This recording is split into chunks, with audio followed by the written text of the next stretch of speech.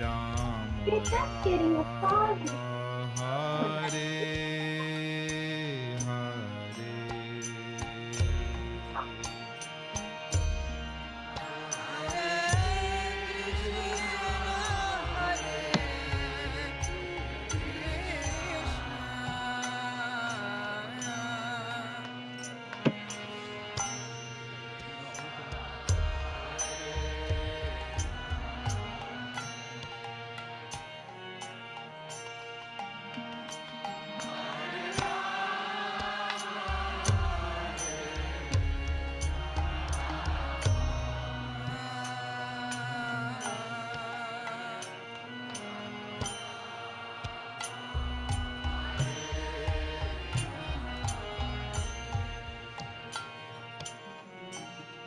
Hare Krishna, Hare Krishna,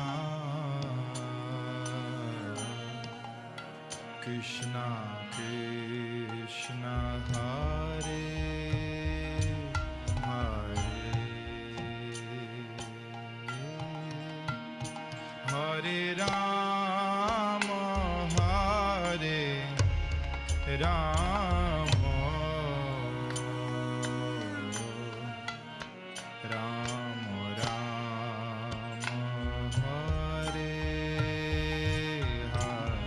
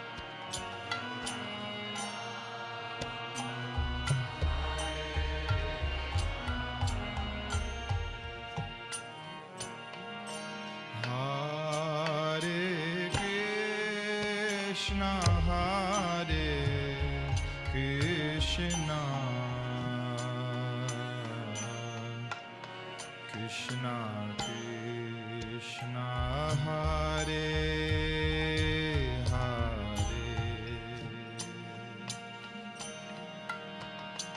Hare Rama, Hare Rama, Rama Rama, Hare Hare,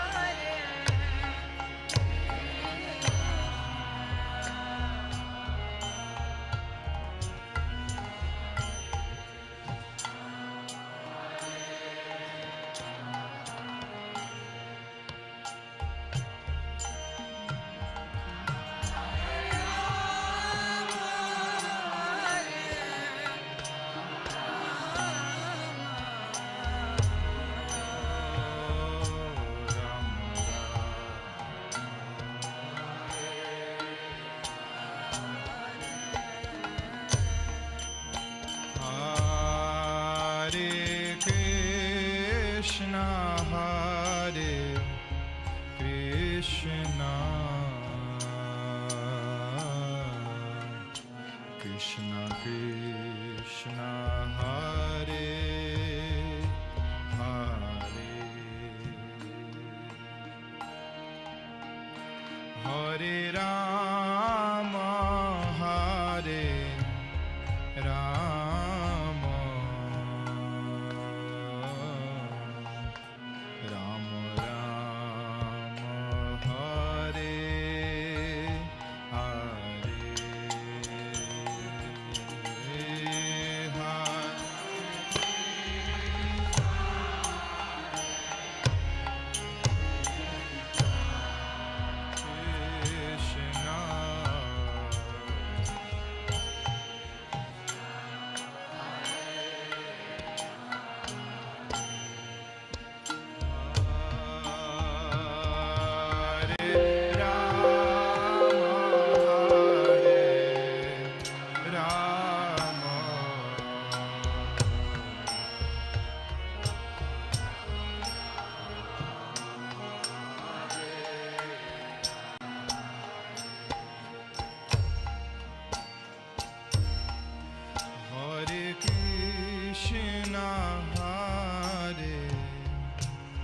Krishna Krishna Krishna Hare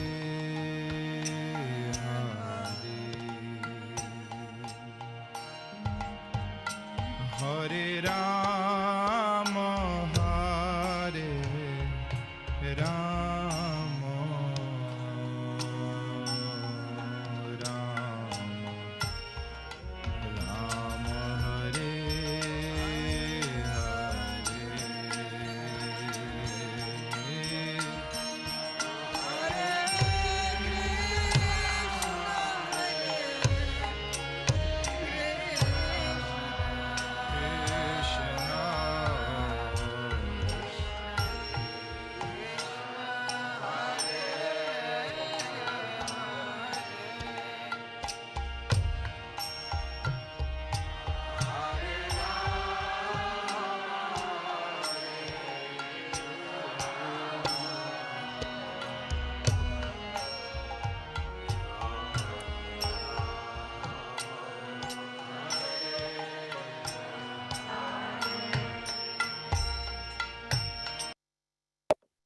Hare Krishna devotees, please accept my humble obeisances. All glory to Prabhupada.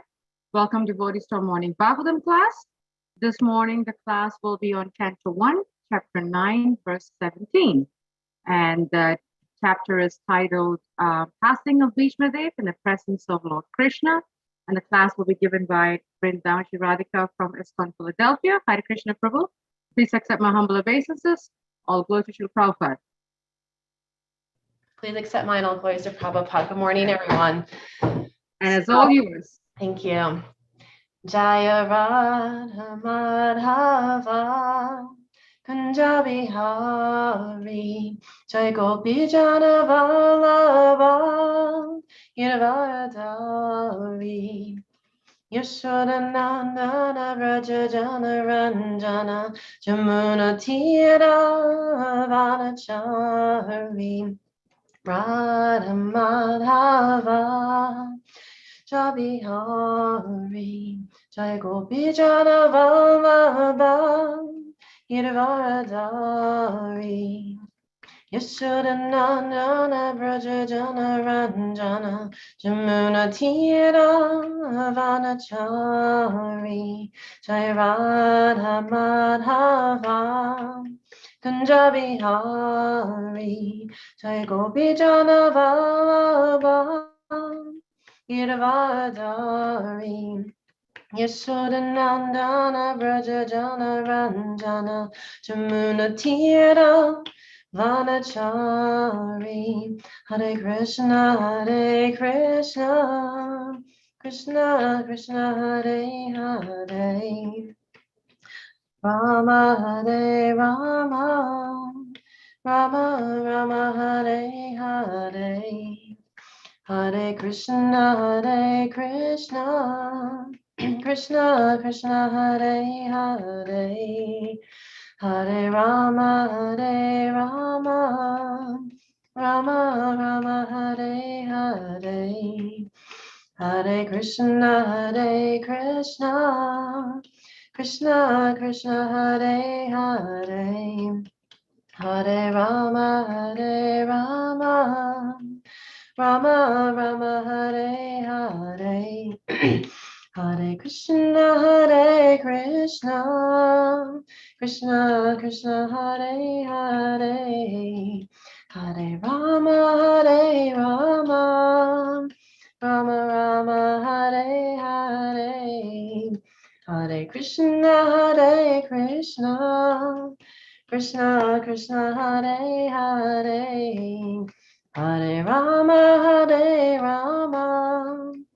Rama Rama Hare Hare Jai Vishnupad Paramahamsa Parivrajikacharya Astatari Satis Divine Grace E.C. Bhaktivedanta Swami Srila Prabhupada Ki Jai Jai Vishnupad Paramahamsa Parivrajikacharya Astatari Satis Divine Grace Srila Bhakti Siddhanta Sarasvati Thakur Srila Prabhupada Ki Jai Anantakota Vaishnava Vrinda Ki Jai Namacharya Srila Haridas Thakur Ki Jai ISKCON founder Acharya Srila Prabhupada Ki Jai Prem Sikha host Sri Krishna Chaitanya Prabhu Nityananda Sri Advaita Gadara Shiva Sati Gaur Bhakta Vrinda Ki Jai Radha Krishna Gopa Gopinath Shamakun Radhakun Girdhar Govardhan Ki Jai, Mayapurdam Ki Jai, Vrindavandam Ki Jai, Jamuna Devi Ki Jai, Ganga Devi Ki Jai, Tulsi Devi Ki Jai, Transcendental Book Distribution Ki Jai, ISKCON Harrisburg Ki Jai, Samaveda Bhaktivinoda Ki Jai, Gaur Premanande, Hari Bol.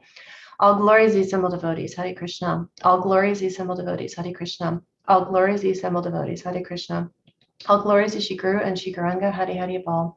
Nama Om Vishnu Padaya Krishna Prasaya Bhutale Srimati Bhaktivedanta Swaminati Namane Namaste Saraswati Devi Gauravana Pacharani Nirvishesha Shunyavani Pashatate Shatarane Om Namo Bhagavate Vasudevaya Om Namo Bhagavate Vasudevaya Om Namo Bhagavate Vasudevaya Narayana Namaskritya Naram Chaiva Narottama Devam Saraswatam Dasyan Tato Jayam Udirayat Nasta Prayashu Abhadreshu Nityam Bhagavata Sevaya Bhagavati Uttamashloki Bhaktir Bhavati Naishtaki.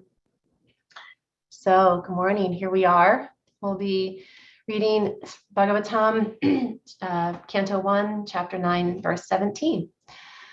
Tashmadidam dava tantram vyasvaya bharata shabha tanya nu hito nata pahi prajan prabho.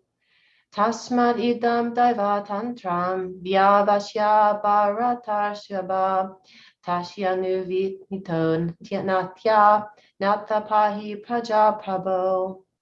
Tashmadidam daiva tantram vyavyasya bharata shabha tashyanu hito nata pahi praja prabhu. May anyone else like to read?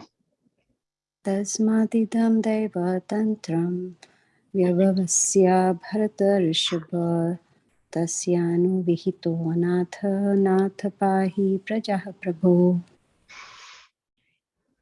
Tasmad idam daivam tatram vyavasya bharatarshava tasya nu vihito natha pahi praja prabhu. Anyone else? Get the men in there. Varsha, go ahead. Tasmatitam deva tantram vyavasya bharatarshava tasyani hito natha pahi praja prabhu. Hare Krishna. Hey Krishna. Okay, great. So we'll do word for word. Tasmat, therefore, idam, this daiva tantram, enchantment of providence only, vyavyasa, ascertaining, Bharata Vrishyava, O best among the descendants of Bharat, Tashya, by him, Anuvihita, as desired, Anatha, helpless, Natha, O master, Pahi, just take care of, Praja, of the subjects, Prabho, O Lord. Translation and purport by His Divine Grace A.C. Bhaktivedanta Swami Srila Prabhupada Ki Jai. O best among the descendants of Bharat, Yudhisthira, I maintain, therefore, that all this is within the plan of the Lord. Accepting the inconceivable plan of the Lord, you must follow it. You are now the appointed administrative head, and my Lord, you should now take care of those subjects who are now rendered helpless. Purport. The popular saying is that a housewife teaches the daughter-in-law by teaching the daughter. Similarly, the Lord teaches the world by teaching the devotee. The devotee does not have to learn anything new from the Lord because the Lord teaches the sincere devotee always from within. Whenever, therefore, a show is made to teach the devotee, as in the case of the teachings of Bhagavad Gita, it is for the teaching of the less intelligent men. A devotee's duty, therefore, is to ungrudgingly accept tribulations from the Lord as a benediction. The Pandavas were advised by Bhishma Dev to accept the responsibility of administration without hesitation. The poor subjects were without poor protection due to the battle of Kurukshetra, and they were awaiting the assumption of power by Maharaj Yudhisthira. A pure devotee of the Lord accepts tribulations as favors from the Lord. Since the Lord is absolute, there is no mundane difference between the two.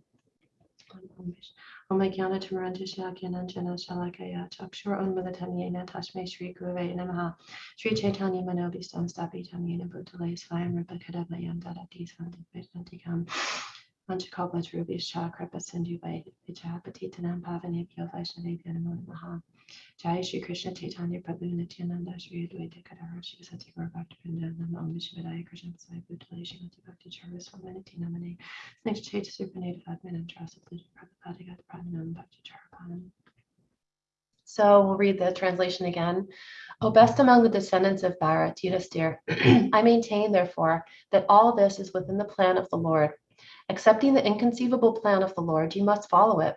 You are now the appointed administrative head, and my Lord, you should now take care of those subjects who are now rendered helpless. So there's a couple of themes that came through here, and one of the things that I wanted to talk about is Lord's plan. And here Prabhupada says in his purport, the devotee does not have to learn anything new from the Lord, because the Lord teaches the sincere devotee always from within. So always from within, we're talking about super soul, Chaita Guru. That Chaita Guru is the guru in our hearts, the super soul, the eternal connection that we have to God, the soul, the super soul sitting there, taking opportunities to guide the living entity when the living entity wants to listen. But the super soul is always there, directing the wanderings of the individual spirit souls. And so we have this opportunity as devotees to surrender to that guidance. Now, if we don't surrender that guidance, obviously we are taking the path of Maya, taking the path of the material activities. But here Prabhupada makes it clear, and it's also clear in this verse, that the plan of the Lord, accepting the plan of the Lord is important, but the plan is inconceivable. And why is the plan of the Lord inconceivable? Because he's the Lord. No one can possibly know why he does what he does, what his plans are, why he creates the plans. And there's quotes by different lecturers and perhaps some Prabhupada quotes too, that says that, even the greatest among scholars cannot fully understand the plans of the Lord, because you can't intellectualize it. You can't think that just by studying Shastra that you'll truly know the Lord's plans, because the Lord's plans are beyond us. They are inconceivable, as it's often said about the Lord's energies, the Lord's plans, all of these things, his activities, everything is inconceivable. So from our poor fund of knowledge here in this material body, we do have the connection, the Chaita Guru, the Paramatma here, that we can use as a vehicle for connecting to the plans of the Lord. But this is really only that connection. We'll never know the full effulgence of the plans, the full effulgence of the Lord, because we're just getting that part and parcel, that spark in our heart to understand that. And so Prabhupada had, I found a really sweet lecture, or not a lecture, a conversation. It was a room conversation between Prabhupada and Pradyumna Das, and Shamasundar Das, actually, from back in 1972 in Sydney. And I thought I would just read it to you, or at least part of it, because it's a really sweet conversation. And the conversation has a title. It's Not by Chance, There is a Plan. And the conversation opens up with Pradyumna saying, chance, it is a noun and adjective. One, the way things fall out. Fortune, undesigned, occurrence, opportunity, possibility, probability. This is Pradyumna speaking. Especially in plural, as the chances are against him, absence of design or discoverable cause, course of events regarded as a power of fate. By chance, as it falls or fell out without design, on chance in view of the possibility. Take one's chance, let things go as they may, consent to take what comes. So it sounds like he's reading some definitions. So Prabhupada seems to have asked him, what is chance? Let's define it. So Prabhupada comes back after Pradyumna goes through this kind of definition of chance, and Prabhupada comes in and says, so it can be adjusted with the meanings of chance and necessity. I want something, that is my necessity, and it will come by chance, or I have to endeavor for it, and then I get it. Shall I depend on chance? I have a necessity for something, so should I wait for the chance? So Shamasundar comes in saying, we've always been taught, no, you must work very hard toward, and Prabhupada cuts in. So where is the waiting for chance? There is a plan. If I have to work to get the thing, then it is a plan. So here Prabhupada's starting to build. So, he's bringing his disciples in, helping define what these things are. And he's starting to build on this story of what is chance versus the plan, the grand plan. So Pradyumna comes in saying, if they follow their philosophy to the conclusion, they would have to be completely dependent if they follow the philosophy to the conclusion. And Prabhupada said, if the chance comes as soon as the necessity is there, then we have to admit immediately God. Aha. So here we're talking about chance and all these activities. And then Prabhupada brings in, yes, but God, this is the conclusion. So then Shamasundar says, yes, this is true. So Prabhupada now begins into his nectar, right? So he's this leading up, kind of starting off conversation. Now Prabhupada comes in, because in Bhagavad Gita we hear Mata Smirna Jnana Apohanam, that God is in everyone's heart as super soul. Now I am thinking of getting something. So God knows immediately that he wants to have this. So he gives me the necessary thing, which appears to me as chance without knowing God.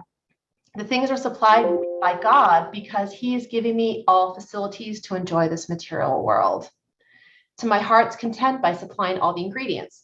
So here, Prabhupada's pointing out that God's in our hearts. He's hearing everything, right? So it's almost like immediately there. It's just, we think it and God instantly knows. So this is the material condition. And this is Prabhupada saying, this is the material condition. So these foolish persons are taking as chance, but it is not chance. God is omnipotent. So here we're coming into what's the plan. So how are these plans manifesting? As soon as he understands that I want this, he gives me some facility so that I get it. So this is not chance. It is by arrangement of superior authority. But because they are atheists, they have no sense of God consciousness. They are taking it as chance. The necessity creates that chance. Automatically it is coming. Not automatically though. Chance does not mean automatically.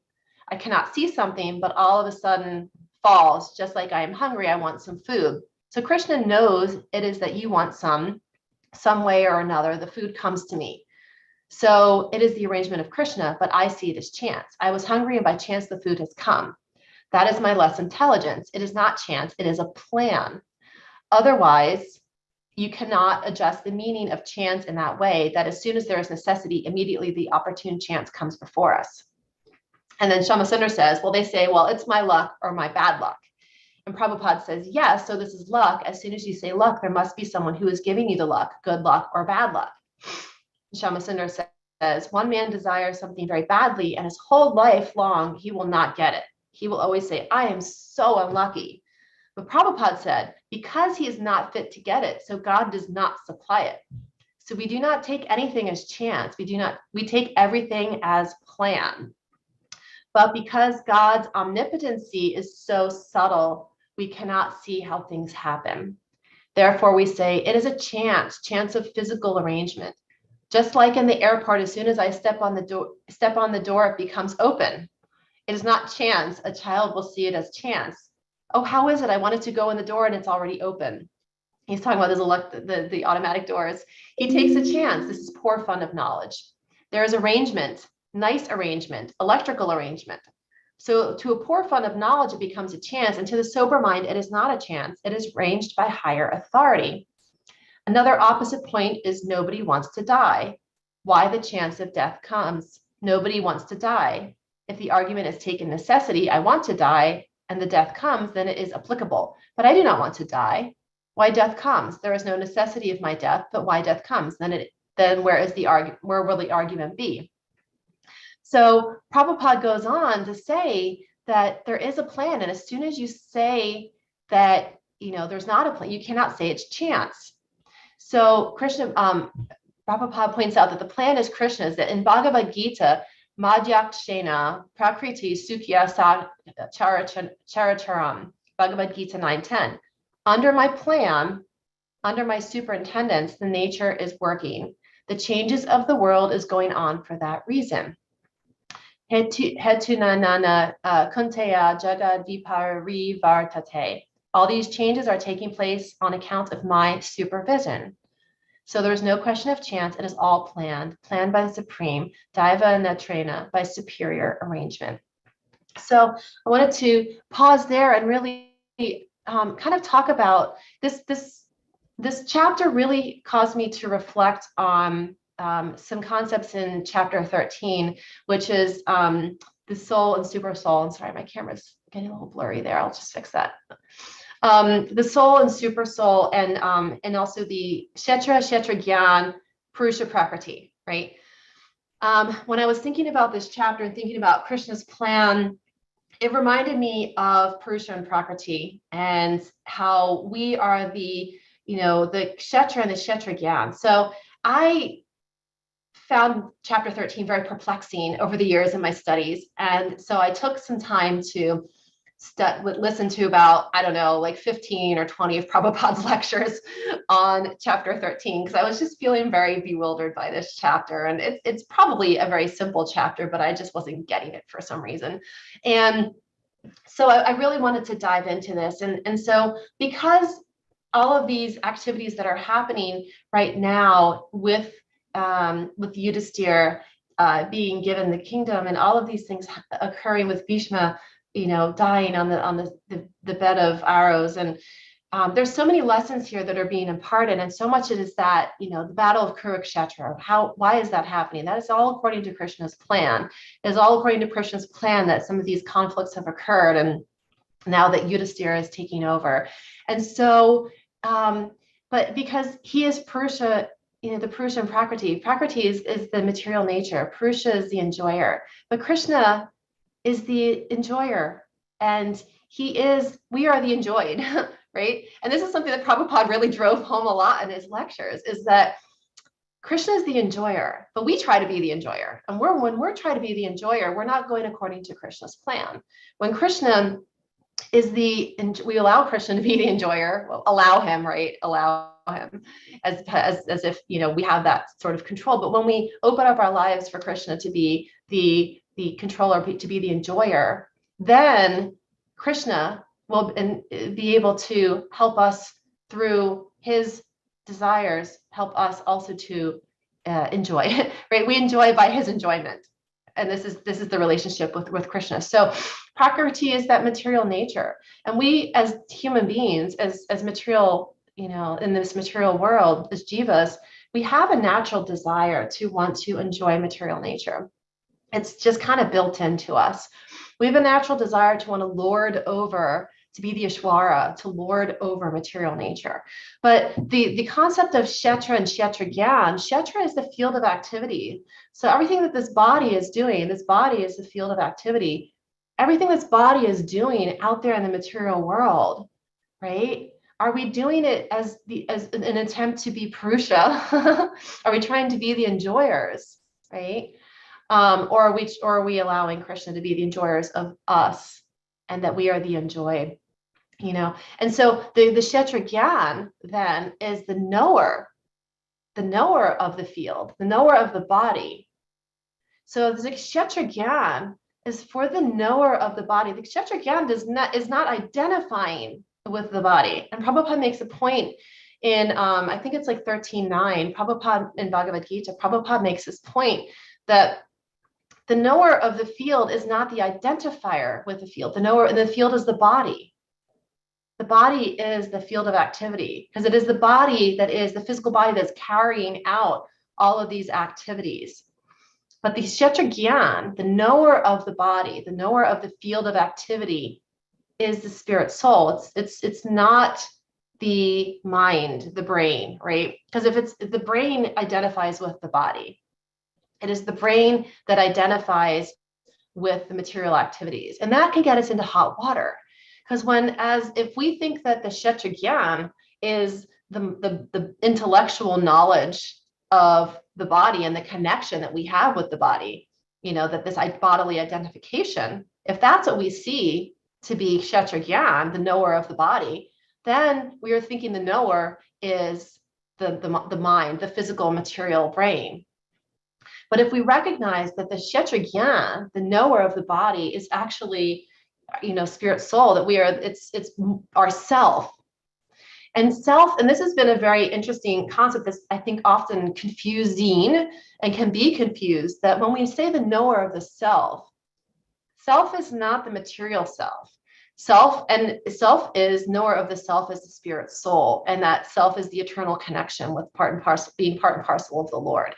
So self is not our ego-centric self, because often in psychology, in self-help books, right?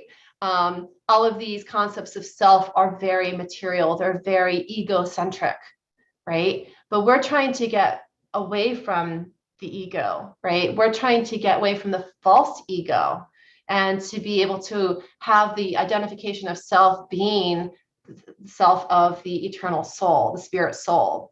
And when we identify with self as the spirit soul, then we know that we're connected to Krishna in that plan. Then and when we're identifying as self, then we can see that the field of activity, the body, is just that. It's a field of activity, and how the kshetra is being used, if it's being used for the pleasure of Krishna, right?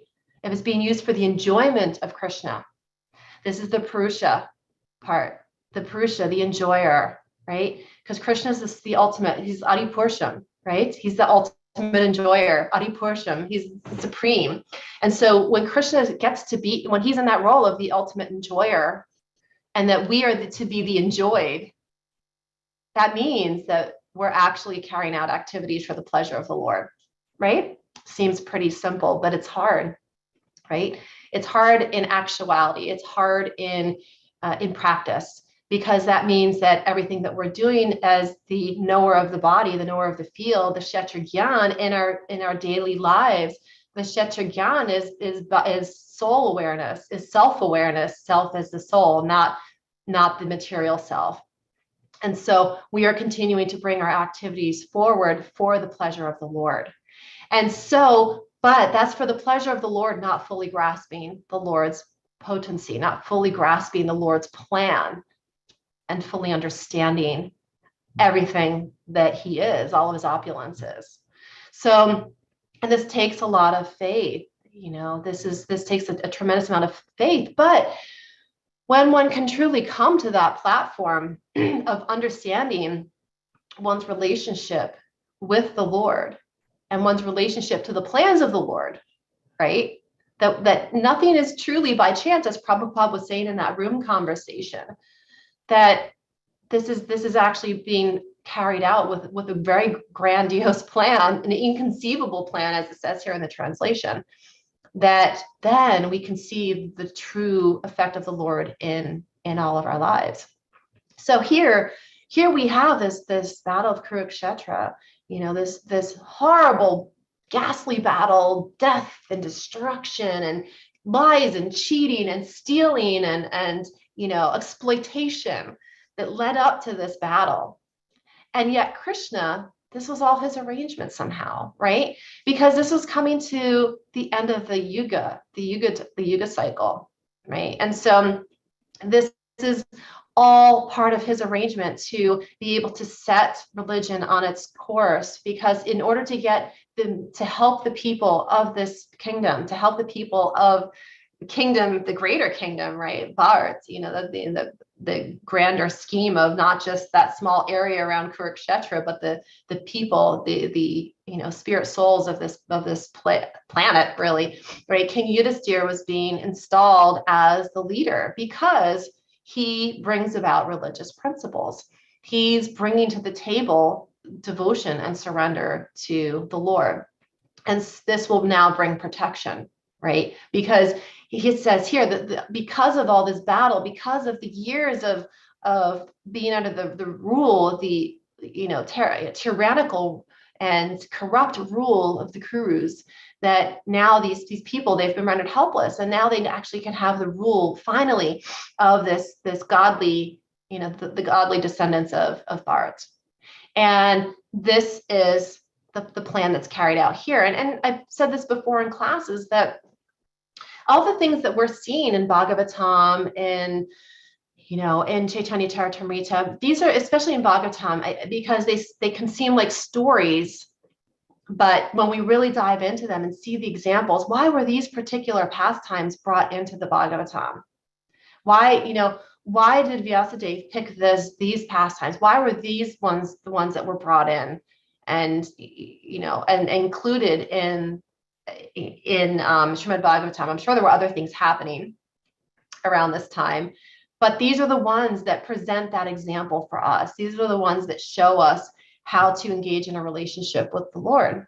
These are the highest examples. And this is one of the beauties of Bhagavatam, is that it's constantly giving us the highest of highest examples of devotional life. Because the nectar of devotion gives us, it's very instructive. The nectar of devotion says these are the, kind of rules for entering the temple. These are the rules of devotion. These are how to treat one another. This is how to engage in devotional worship. Nectar of instruction is also very instructive, obviously, given the name. Bhagavad Gita is Krishna instructing Arjuna through this conflict. And Bhagavad Gita is Krishna telling Arjuna about himself, Krishna.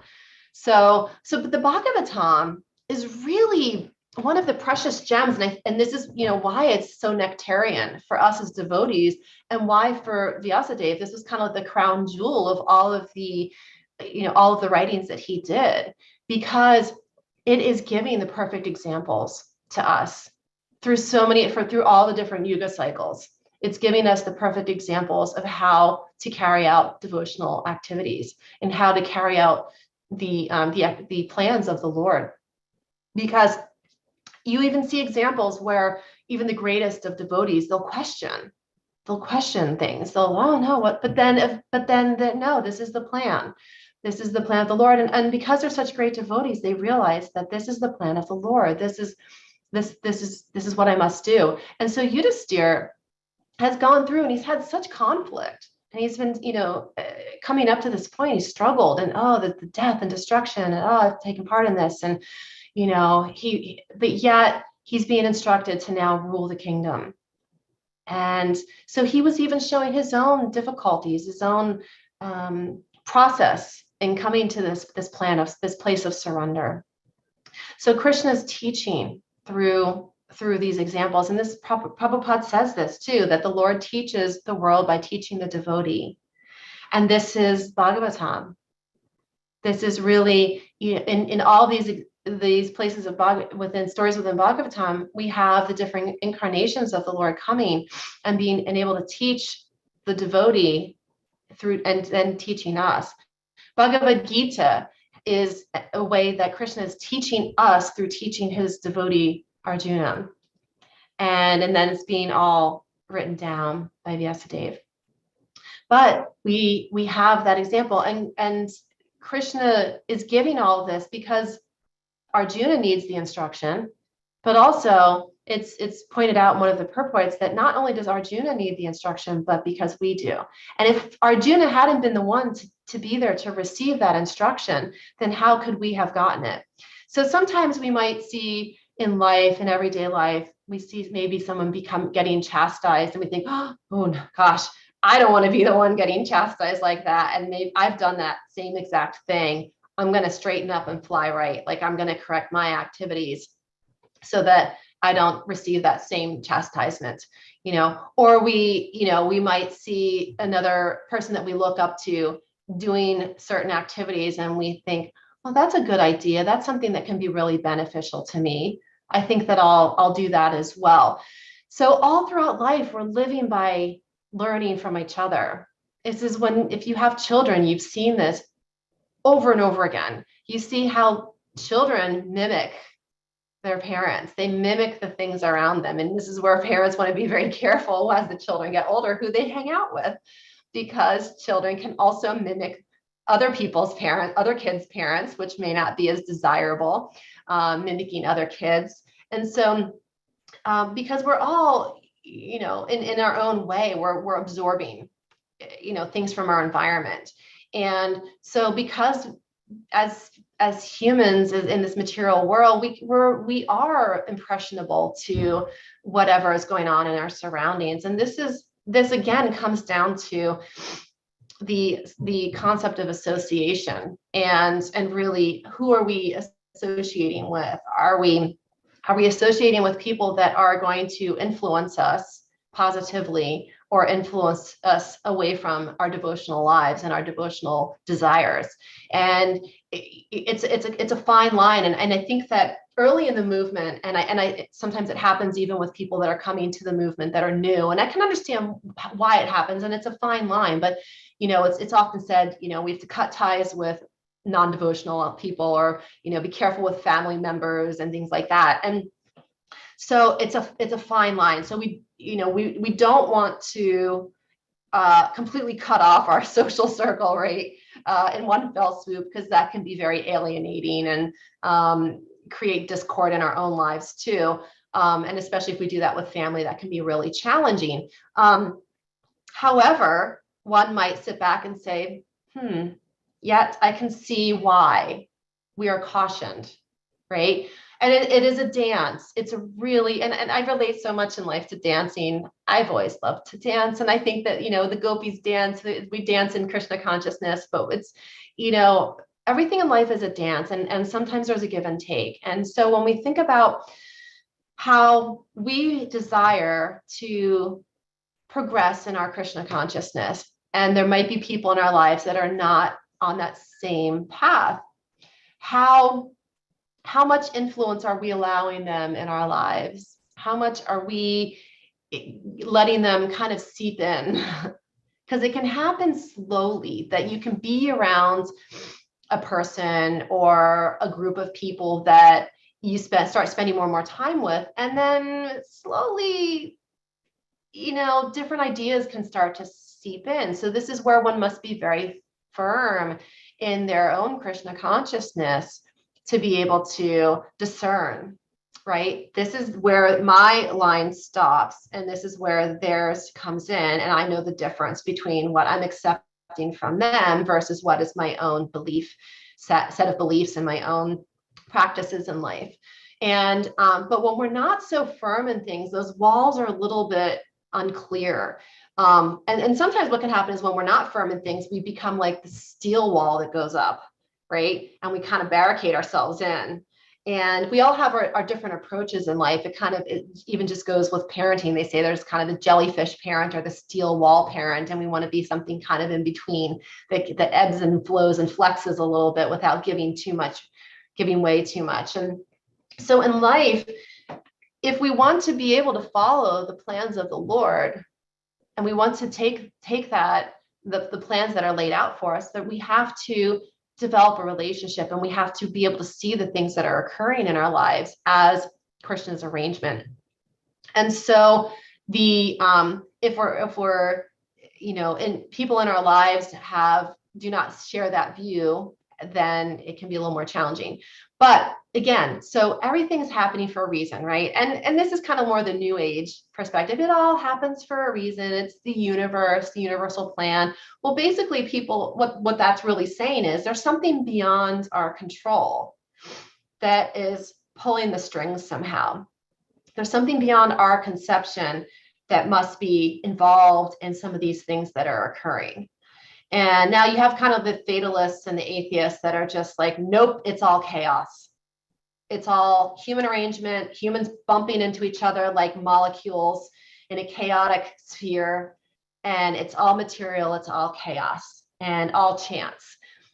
That's a perspective. That's one that most people in religions, most world religions will not subscribe to, right? People of most world religions are going to say, no, there's something above us. There's something much, much higher than us that is controlling the activities here. And so when we think about things in our own lives, and we have maybe a mishap that happens, or something occurs out of the blue that's positive that we didn't expect, that can also, if we look at everything as Krishna's plan, then we can start to not lament so much, right? Because if Krishna has an arrangement that we're not aware of, but if we continue to do our best to take the steps in Krishna's plan, as we become aware of them, then we'll be doing things to please the Lord. A kind of a fun example in my own life, in mine and my husband's life. My husband and I live in Philadelphia, and we live in the city, and we've been wanting to get out of the city for a while. It's, it's just, we're both a little bit more country folk, and have been wanting to get more space and more land for a while. And so over the summer, we have been kind of like doing the Zillow house hunting and getting some ideas in our mind of where we want to live, the kind of house we want, how many acres, that kind of stuff. And but all of these things were just kind of conceptual at this point. We weren't really ready to move forward on any decisions. And we have an investment we had an investment property that at the time we were looking at this investment property. We thought about selling it over the years, and it just never felt right to sell it. And one day I woke up and I was just like, it's time. We're selling the investment property. And so we put it on the market and put it at a good price. It was a pretty good seller's market last fall. Put it up, and then called the mortgage broker that I've worked with in the past. And I said, okay, well, we think we want to buy a house. And he said, well, there are some circumstances in my work life that were changing. And he said, you have to buy a house by the end of the year. We're like, what? He's like, you have 3 months to buy a house if you want to buy a house now. We're like, what? We didn't anticipate that. So we're like, how's this going to work? Oh my God, And it's so funny how things work out, because we were just like looking at houses on Zillow, and then finally, and we got a couple of offers on the investment property. They weren't good offers though. And I told my realtor, I'm like, I'm not accepting a lowball offer. I'll let it sit on the market for a year. I don't care. Well, Krishna had other arrangements, because when I called the mortgage broker and he said, you need to buy a house like by December 31st, I was like, suddenly everything changed. I'm like, oh no, okay, I have to accept, an offer on this investment property, or we can't buy a new house. And so lo and behold, like a week later, an offer came in that was good. So I accepted it. And then the following week, we picked out 3 houses we wanted to see. We figured 3 is a good start. So we got the real estate agent I'd worked with, and he wasn't available. So he sent his colleague over to meet us. And the day before that we were supposed to see these houses, boop, they started getting plucked off the market. We're like, oh no. So there was 1 house left to look at, 1. And we're already like middle of October. And by the time you get through mortgage and inspections, like the end of the year happens pretty fast. And we're like, oh my God, there's hardly any houses on the market right now. Everything's been snapped up. And so we're like, let's go look at this house. And we looked at it and it was perfect. And so we put an offer in that day. And, but it was so funny because my husband and I were laughing because, Krishna just mapped everything out for us. He was just like, okay, you need to buy a house by the end of the year. This is your house. This is what, what you need to, what you're going to get. You don't have a choice. You're buying this house. We're like, okay, thanks, Krishna. Because Krishna knows I like to make quick, make decisions that are very obvious and not have too many choices. I get overwhelmed too easily. So Krishna made it very easy for us, and he picked a house out for us. And that was great. And so it's just, that was just a little fun story, a nice positive story of how Krishna kind of just maps things out for us. And when Prabhupada said in his room conversation, no, you're hungry and you have food, is that by chance?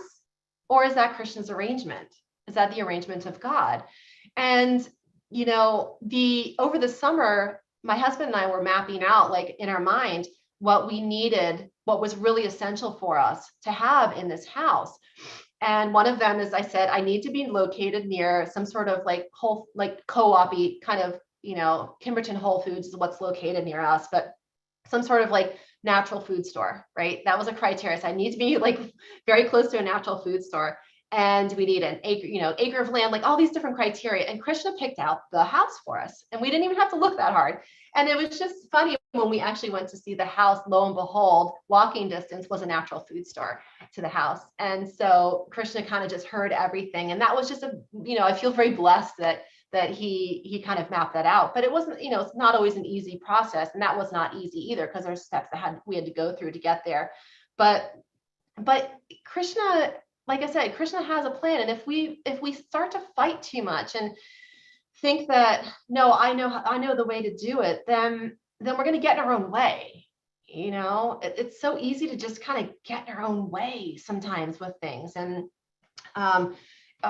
Krishna, he knows our hearts better than we could ever possibly know our own hearts. And even sometimes when things are challenging, in my own life, I had to make a very dramatic decision earlier in the year that changed it put a big divide in my career and my path as far as my work life goes. And it's a positive thing, but it was a huge change. But Krishna has his reasons. And I just keep telling myself, Krishna chose this path for me. And I just have to trust, just have to keep trusting that he knows what he's doing. And I'm clueless, generally speaking, pretty clueless. And so I always say, I'm just waiting for the next breadcrumb, Krishna, just keep throwing breadcrumbs in front of me so I can just kind of keep following them, and I'll stand here until I get my next breadcrumb, and just to kind of keep like a little bird chirping along, just like trying to find mommy, finding the little breadcrumbs mommy's dropping along the way to get back home to the nest, and so anyway, so I thought I'd just end with that little story. But ultimately what today is, I really wanted to focus on was just that, Krishna is the ultimate enjoyer. And when we allow ourselves to be enjoyed by Krishna, there is no ends to the joy that we can feel even in our own lives if we allow ourselves to be in that relationship with the Lord. So I'll open it up for discussion. I have a few minutes anyway, so. Thank you so much, Vrindavan. It was a very nice class. Thank you for sharing your realization and your experience. That was very, very nice for us to realize and learn how Krishna has it all mapped out. It's just that we have to be patient. Be patient, yep. And not feel like we have a plan that's better. Yeah. And all the time we think that we have a better plan. All the time, Mm-hmm. That's the conditioned mind that we have. So thank you for sharing that. Very nice. Yeah. If there are questions from devotees, any thoughts, any realizations, any sharing, reflection, please do jump right in. You can, unmute yourself and jump right in and share your thoughts. This was a very nice, and it's interestingly that this purport has the word ungrudgingly, which is a question that I asked Mother Gita yesterday that she answered. So Krishna's arrangement, I'm seeing this word again today, ungrudgingly. So that was a nice reminder for me from yesterday's class. Yeah. Yeah. Ungrudgingly means that we are actually doing it without complaining. Which is, tough. But yeah, it's a mood of surrender that we have. Yes. Yes, Mother Gita. Please go ahead, Mother. Hare Krishna, please accept my humble obeisances. All goes to Prabhupada. Thank you, Mataji, for such a nice lecture, and especially the realization. And when you were talking about your personal experience, I thought about what Krishna planned for my husband and I in 1997. We got a call. We were, well settled in the US, and we get a call from ISKCON temple in Mumbai, Juhu. And both my husband and I were asked, why don't we move into the temple full time? And we had bought a new house just a year ago, which was in 96. And so my husband and I, we decided, yes, it's the order of the spiritual master. So we give up our jobs, our house, everything, and we just go to Mumbai and serve him there. And we put our house on sale.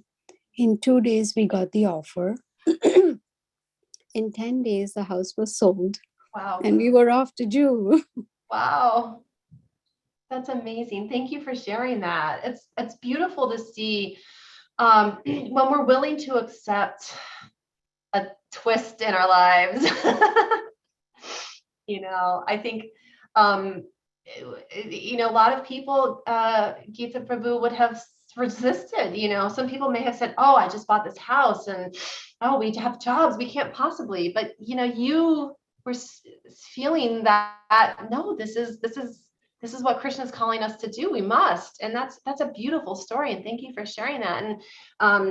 And it could not have been so difficult initially to just be like, wow, we're going to flip our lives upside down now and move to India and, you know, move into a temple when we have all these things here that we've already set up.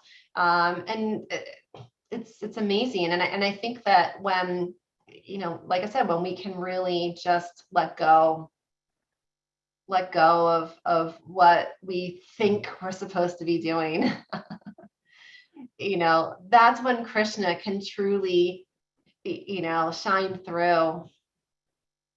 So. Yes, mother. Please go ahead, mother. And it's not funny, but probably it may sound funny. After a few years, our spiritual master said, "What are you doing here? You need to go back to Atlanta." Okay. So what do? Now we start from scratch, and Krishna helped in that too. Yeah, that's No, that was a funny one, mother, I have to say, because it was like, you know. That's amazing. And that just goes to show your sincerity too, and your complete and utter surrender. And Krishna, because your sincerity and surrender, Krishna's like, no problem, I got it covered, you know. And you know, it's not to say that things are always perfect when we go through these transitions, but you know, Krishna facilitates. He really is. Shri Guru is also very dynamic, and his instructions are very dynamic. That is so true, your Krishna Prabhu. And I was about to ask Mama Gita, how did she come back to Atlanta? So she just shared it. So I knew it had something to do with the Guru, but I wanted her I wanted to ask her, how did she come back from Juhu back to Atlanta? Yes, it wasn't easy, but it is Krishna's plan, and he wants us to go through all that. So, and which is for our benefit. In fact, during when we moved into Juhu temple, then we took permission from the spiritual master if we could, you know, visit Vrindavan, Mayapur, etc., because it was a long time. And then when we were in Mayapur, the spiritual master looks at us and says, your vacation is over. You need to go back to Atlanta to preach. We just came a month ago, 2 months ago. But then it took us, I think, about a year to when he was serious about going back to preach in Atlanta. So, Wow. That's amazing. That is amazing. Yes, that's Wonderful. amazing. Yeah, thank you. And there's a nice quote from their Krishna here saying, like, Sri Krishna, Sri Guru is also very dynamic, and his instructions are very dynamic. Yeah. Yes, it is amazing. And you know, after hearing your moving pastime, Vrindaneswari, and then of course with Mother Gita, you know, it also reminds me about our moving from DC to Pennsylvania was such a completely Krishna. And I think for us, I don't know if it was smooth or flowery, but it was just Krishna just wiped us financially. I completely pulled the rug under our feet, completely. You know, we got married in 19, oh my God. Within, I want to say within 2 years, you know, we thought we could, you know, I mean, he was in, our spiritual master was in DC. He was based in DC at that time. So we wanted to just, you know, build our home, you know, start a home there, help the preaching, blah, blah, blah. But Krishna had a whole different plan, you know. He just took house, not one, you know, we tried to rent different homes, and each home we went to, he just kept pulling it away, took the job, took the car, took everything. He's just like, nope, you gotta go here. I know. And each time we try to somehow, you know, try to even go from a townhouse to an apartment, he's like, no, I want you out. You know, he just tried everything. And next thing I knew, we ended up at a devotee's home, living in the attic. And within a month, we came to Gitanagari. We moved to Gitanagari. And I remember my spiritual master, we went to him and we told him, yeah, this is too many, material tests.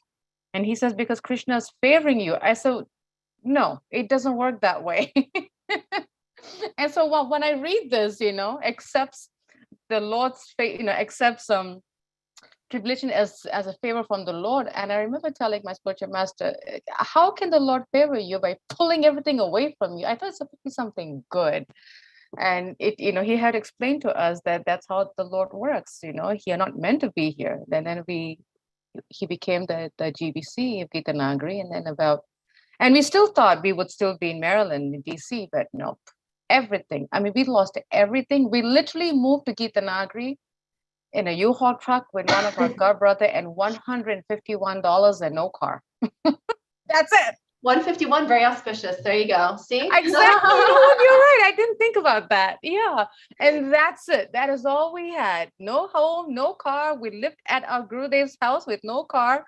It was austere Krishna Chaitanya, but he wanted that. He's like, this is how we have to get them into Gita Nagari, is we take everything away. Completely. It was really, I remember those few, months feeling like all our energy was just spent on how to make it work.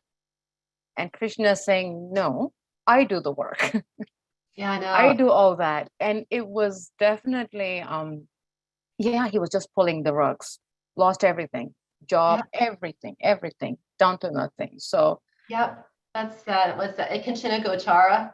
The Ikanchana Gochara is the material exhausted. Those that are material exhausted can find their way to Krishna because the material activities or the material attachments are gone. So then it's just like, okay. And it's that Ikanchana Gochara is that it's in the Queen Kunti's prayers.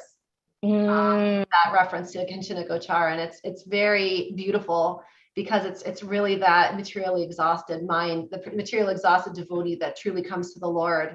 And when one is really truly wanting the Lord, then Krishna will help facilitate the detachment and material exhaustion.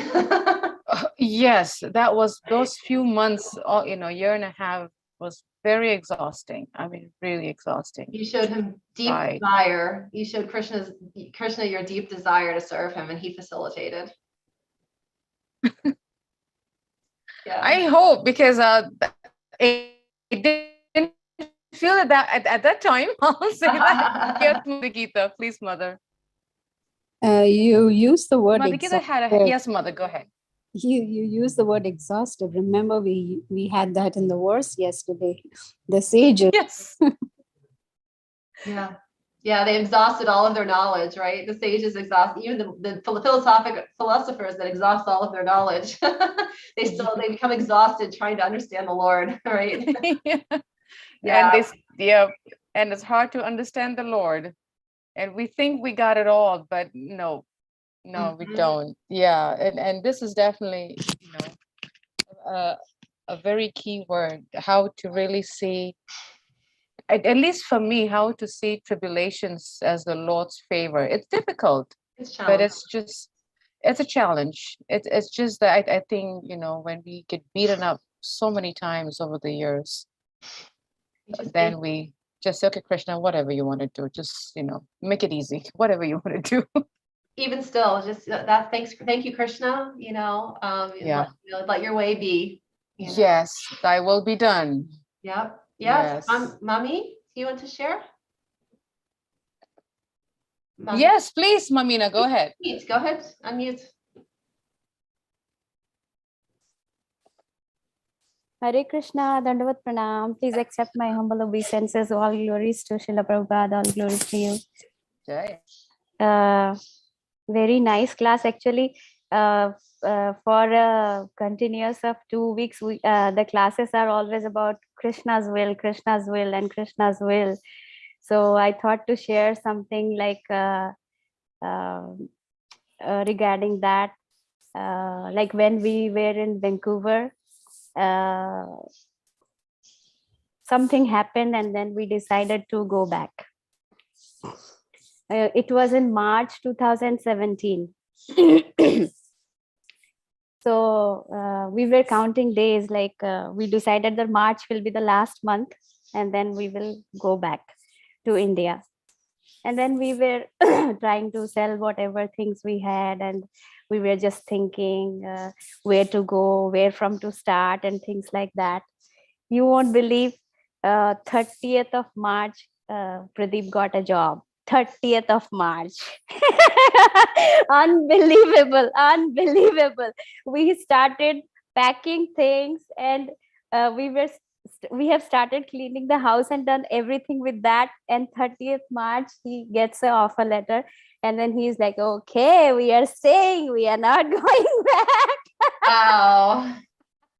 Wow. Until 30th of March, we had no idea that we are going to stay in Canada, and we will be getting our citizenship and everything. We had no idea about that. Things turned in that way. That's amazing. That's like the, Oh my down God. to the wire. Krishna keeps us in suspense. And he never wanted to come to US. From the very beginning, he used to say that I am never going to go to US. I'm never going to go to US. I'm like, okay, wherever you find a job, it's fine. Then now when he got a job in the US, I mean, the head office is in the US, but he was working remotely in Canada, and suddenly his head office wanted him to shut down in Canada, and then move to US. Then he's saying one day that we are going to US. I'm like, what? I'm like, you had already plans for not going to US, but any other place in the world. And now what is happening? And you cannot say no. You do not have any choice. Yeah. Wow. Yeah, like Krishna's own plan. So when we accept, Oh my accept the God. inconceivable plan, you must follow it, right?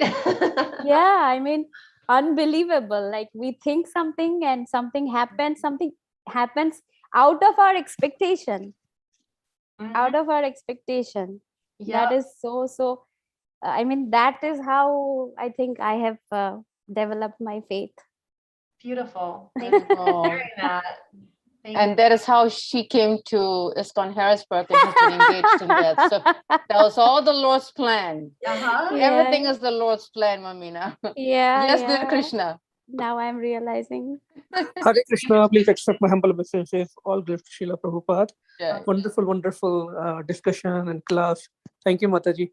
So after hearing Mataji yours, Gita Mataji's, and Anusya Mataji's realizations, and how you all actually aligned your desires with the desires of the spiritual master, I'm just trying to think, what was that thing that the reason is that there are two things. One is that Krishna puts us into a situation and we have no choice but to abide by that. And second thing is, our spiritual master is instructing us, which is not different from Krishna's instructions, but we have a choice whether we want to obey them or not. So I'm just trying to understand, what was that thing that make all of you just aligned your desires with the desires of spiritual master. If you can just share something, some key point, because that's so important. The whole idea of Bhagavad Gita, Bhagavatam, Chaitanya with all pastimes are nothing but devotees aligning their desires, the desires of Krishna and spiritual master. Yeah. I mean, personally, I think that, one of the things that the change that happened in my work life earlier this year was something that was pretty dramatic in my career. I've been in a certain career path for many years, and I was presented with an opportunity to take on a family business that I had been working in part-time, and I didn't want to do it because I really felt that I was meant to be somewhere in my current career, and I prayed to Krishna. I mean, it took me months. This is and this is kind of leading up to the house and the move, but I prayed to Krishna. I said, I don't want any of this unless you want it. And I just kept praying over and over again. I was like, Krishna, I'm very bewildered right now. And I don't know what's the right decision. My mind wants this, but for some reason, something's tugging me toward this other thing. And it must be you. So, and I was like, because I know intellectually, I want this and it's not working as well. So you must be wanting something else. And I kept saying, Krishna, I only want to do what you want to do. If you think if this is going to serve you in some way, if this is going to serve my Krishna consciousness in some way, if this is going to serve my Guru Maharaj in some way, then so be it. That's what I'll do. And it took a long time. I mean, sometimes these things aren't instant, right? When we are trying to carry out the orders of our spiritual master and follow in Krishna's arrangement, my personal false ego fights back an awful lot. And it's like, but no, I want to do this. It's like a child. So that's my own personal experience, is that, when I said to Krishna, I only want to do what you want me to do and what will be pleasing to you and what will be, beneficial for my Krishna consciousness. And it was after that, things weren't easy, but it was after that things started to align. And I guess that's in a nutshell. Mother Geeta, you want to share yours, Mother, and I'll go after you. Yes, sure. So when I started Krishna consciousness, I had, of course, heard so many lectures, and the one thing that really, I took to heart was that if one is able to please the spiritual master, then Krishna is automatically pleased. So from that day onwards, it has always been my, I would say, very firm decision that no matter whatever the spiritual master says, that is what is going to happen. And I have kept that to my heart all along, even if that means that I have to go against the wishes of family or whoever it may be. And I made it very clear. Right on top is spiritual master's instructions. Everyone else, everything else is after that. So that is what I have been, that is very dear to me. Thank you, Mother. Yes, actually, for us, is our belief in our spiritual master. We believed him, we trusted him. He was our spiritual father. And there was no two ways about it, like, even though we were struggling so much materially, Krishna was just taking everything for us, but he was there and he was guiding us.